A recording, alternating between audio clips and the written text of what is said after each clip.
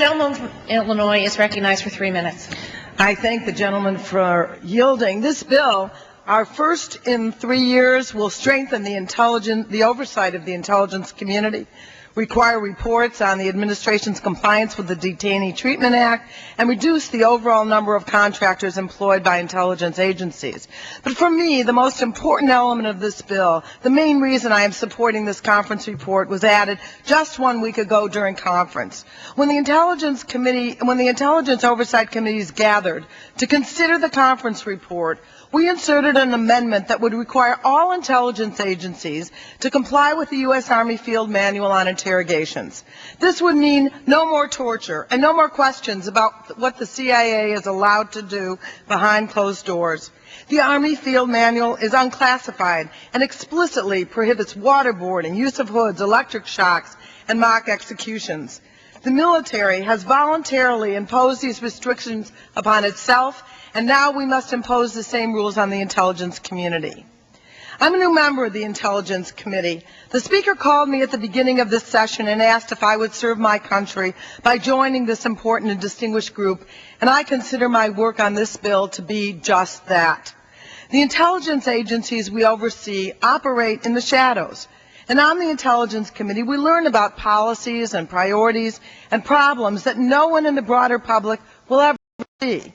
Some of these issues are very troubling. Some of them keep me up at night.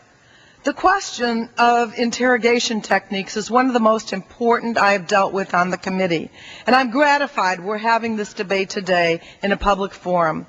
My colleagues in the minority complain that the inclusion of this provision will make it impossible for our intelligence officers to protect the American people from terrorists.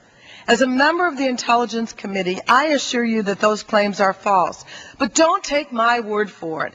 Please consider the advice of General David Petraeus, who said in a May 10th memo to the members of the armed forces that the Army Field Manual allowed intelligence officials to get the information they need.